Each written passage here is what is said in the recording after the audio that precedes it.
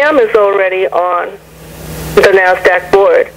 If the Wallenbergs had been honest in their filing for investor, they would have said that it's also owned by FAM. Well, if they had done that, they wouldn't be able to get another seat on the board. So by omitting that information, right there is a crime. Yeah. And it's not only a crime for paperwork of what's required under the SEC laws, it's a crime against the public. It's censoring documents that the public should know about. If we hadn't done all of this research through all of the anonymous, not numbers, but anonymous globally, Kevin had given me some props there of being a leader. There are no leaders. I am not a leader. I'm probably a motivator, but there has been tens of thousands of hours spent on this research since December, and I would say at least 20 people, almost full-time, all around the world working on this. So these are the other types of crimes going on within NASDAQ, and how does that affect the public in general, those of us who are homeless or out of work or can't afford to invest and buy stocks? Well, we can't have one more fail. We can't have, things mismanaged, or these companies that are worth $14 trillion. That's the price tag on NASDAQ right now, $14 trillion, to be run by some Swedish cartel that just has self-interest in it, and is involved, with all this warmongering going on around the world to take over NASDAQ, then all of a sudden have it mismanaged and fail and tell the American public, here's $14 trillion, pick up this tab along with all of the banking failures, So it really does affect everybody. Yeah, it definitely everybody worldwide. Yeah, it trickles down right through the web. I mean, it really does, and people got to understand that. What goes on in UK, that's UK, it doesn't affect you. What goes on in Sweden, that's Sweden, that doesn't affect you. It affects you. I mean, this is a worldwide market. All this is all connected with each other. It's going to affect you one way or another. So yes, it does affect you all out there. And Americans are waking up to that, by the way. Yeah. People are getting how big finance is essentially thieving from the public treasury and causing a race to the bottom for American workers, so that we have a poverty working class in this country. And you can see it in the Wisconsin revolt, the response out there. We're doing an event next Friday in Washington, D.C. on April 15th called a concert and a protest. And if you go to itsoureconomy.us, you can see about that. Next month, in June, there's a project called Empire State Rebellion that a group called Amped Status, AMPED Status.org is announcing, and Anonymous is also involved in that. It's going to be the beginning of a rebellion against Wall Street. People are catching on to how big finance and the military-industrial complex are undermining our lives. You can see Congress every day now. They're talking about undermining health care, retirement, both of which are feebly funded already. They're undermining basic services at the state level, while at the same time they're allowing the wealth divide to expand. Unless we face up to the banking cartels, national and international, in the military-industrial complex, we're going to continue to see the standard of living of Americans and others around the world continue to go down, and the wealth divide to continue to expand. People are getting it. People are getting active. And this anonymous effort, and Anonymous was right there. One of the great things about Anonymous is a leaderless group.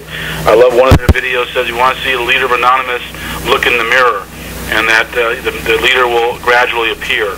We all have our role to play in this, and we all have our deeds to do in this, and unless we get active and try to make a difference, we are not going to make a difference. So your listeners need to know they are leaders themselves. They can do a great deal.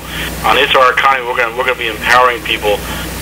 It'sOurEconomy.us, we're going to be empowering people to organize their own events in their own towns against banking interests after we do this one next Friday in New York City. Well, and I wish you a lot of luck on that. I mean, and is there going to be a lot of people down there with you guys? Yeah, there will be. It's going to be. We have a Facebook page. Yep. And people can go to that and sign up from there. And we already have over 150 people who say they're coming or trying to come. So yeah, we're going to have a nice event, I think, and it's going to be as a first step toward larger rebellions, the Empire State Rebellion. Google Empire State Rebellion, you'll see a lot about that as well. So yeah, definitely get involved and get active. You can make a big difference. Yeah, definitely, and I mean, anonymous. You want to get involved with Operation Want? If you go to Open Salon, the Salon.com website, or just Google in Open Salon, and then once you're there, then search for Anonymous Operation Want, and you can leave messages there. We have the press release there, as well as a link that takes you to the letter that you can read the letter that was sent to the SEC, and there's lots of ways to get involved wherever you live in the U.S. and throughout the world. Just as Kevin said, if you don't have any type of action going on in your area, make one happen. Yeah. Start doing outreach. Turn off your TV. Make this happen, because the world's not going to get better unless you take part in it. And you don't have to be anonymous, but if you want to, you can. And there are reasons why some people, especially in countries where activists are being rounded up and that their lives are in danger, they wear the mask. They're anonymous for that reason, for their own safety. There's others that are anonymous because they just don't believe in ego. They want to work as a team. They don't care about their name or taking credit. They just want to work with other people that have the same thoughts, have the same intentions to do better in the world, and to stop this kind of corporate capitalism that's just killing us all. Yeah. And our planet. A lot of people ask me that, why does Anon wear a mask all the time? I'm like, at first it was like, when I first heard about it, I'm like, who are these people? And then I'm looking at it, then I'm thinking, wait a minute, there are countries out there, if you even protest against them, you'll be shot dead on the street. And of course, these guys have to protect their identities, because, they'll hunt them down and arrest them or do whatever. And people here in America, too, we have the freedom of speech, but still limited, because they come after people like us, and especially people with big families that they want to remain anonymous, which is perfectly fine to do. And I encourage everybody out there to join Anonymous. I mean, there's a lot of people out there who want to get active, but they're afraid of being persecuted, or afraid of the government coming after them. If you're afraid of that, but you want to put your part in this new revolution here, join Anonymous. I mean, there's something you can do out there. And if you're a bookkeeper or whatever whatever you're good at, it's one role in this giant revolution going on.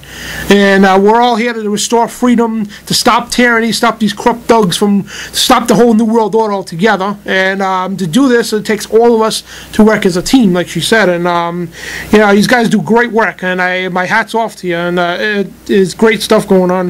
I think there's a good movement right now going on in this new revolution.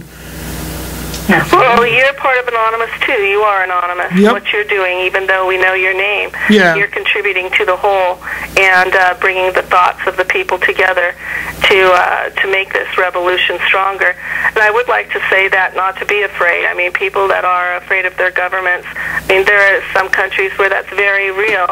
And in the United States, we do have the Patriot Act, and we do have this problem now of just you can be a suspect and grabbed.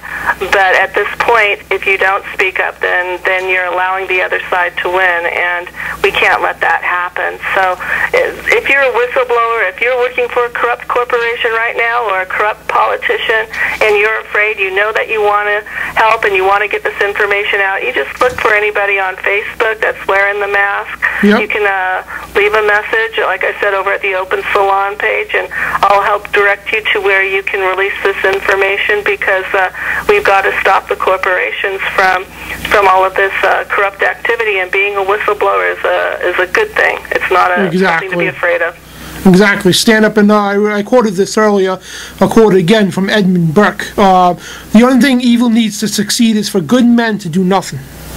And for you good people out there, I know there's tons of you good people out there, if you sit back and let it go, this evil is just going to keep growing and growing. We need to expand. We need to open people's eyes. All of us equally need to take part in this new revolution here to stop the corporations, to stop these corrupt thugs like Monsanto, like our dictator presidents like Barry Soetoro, Tony Blair, all these people, these globalists, these scum of the New World Order. We need to get together. We need to do everything. You take your little part and do whatever you do to stop this thing from happening. And it's a huge battle going on right there. And yes, the governments are scared. They are afraid. That's why they're demonizing Anonymous. That's why they were demonizing the Tea Party, but the Tea Party's too far gone with the GOP hijack. They're doing to poor Bradley Manning. We've got to really free Bradley. Definitely. Put the pressure on to get him out of prison. That's just, I am a veteran. I'm an Army veteran, and I am just appalled with what's happened. That they've been able to imprison somebody without having the evidence, and to be torturing him in the United States, to be torturing another American. It makes me sick. I mean, it really does. Have to stop. What happened to due process and freedom? I'm on the Bradley Manning Support Committee's steering committee, and people are really coming out and supporting Manning. Good. I support him myself. We raised a lot of money for his legal defense. We need to keep raising more. We're raising a lot of money for his advocacy work. We're raising money to support local activists around the country doing their projects. We had a gigantic demonstration at Quantico on the 20th of March, and it was a vet-led effort that really showed, most Americans, I think, find what's happening to Bradley Manning to be unconscionable. To have his human rights denied like that, to not only be denied bail, but to be held in solitary confinement now in his 8th month in Quantico, his 11th month total, is just unconscionable. And so people, I urge you to sign up at bradleymanning.org, which is the Bradley Manning Support Network. Get involved in that. Help this young kid who, if he's guilty of what he's accused, and he has not been found guilty yet, he's still pre-trial. If he's guilty of what he's accused, what he did was expose crimes and misdeeds of the Department of Defense, of the U.S. military abroad, and of the State Department. And that is stuff that the American people need to know. Definitely. We're running this country, and we can't run this country if we're ignorant. And so we need more transparency. And Bradley Manning is guilty of what he's accused of. He's a leader in the transparency movement, and he's a prisoner of conscience. And we need to be working hard to get him out. Definitely. The charges are dropped, or help them be found not guilty. Yeah, absolutely. I mean, we need to assemble people from far and near, and more people the better. I mean, Bradley Manning. I mean, my hat's off to that guy. It took a lot of courageous and guts for him to do what he did. And absolutely. And have you heard from Bradley at all? I mean, did you get to talk to him or anything? Well, we've been actually very careful to keep our work separate from him. Yep. Make his situation worse by coordinating our activism or our media work with him. That'll just make it more difficult for him. So we are very conscious of, not doing something to hurt him. Yep. We are really trying to put the best face we can on the widespread support he has. That's why we emphasized military, veterans at our last event. We had a flower-laying ceremony planned that the police didn't allow. And if you go to Bradley Manning, or you can see some of the video of the intense police force that came out to challenge us just to lay flowers. But we did agree that we'd send a delegation to attempt to lay flowers. It included 2 Purple Heart veterans, one from World War II, one from the Iraq War. It included a colonel who had served for 27 years in the military and more than 15 years in the State Department, Colonel Ann Wright.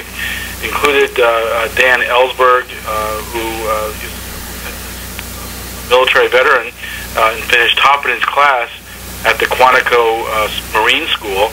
And then he went on to become known as the guy who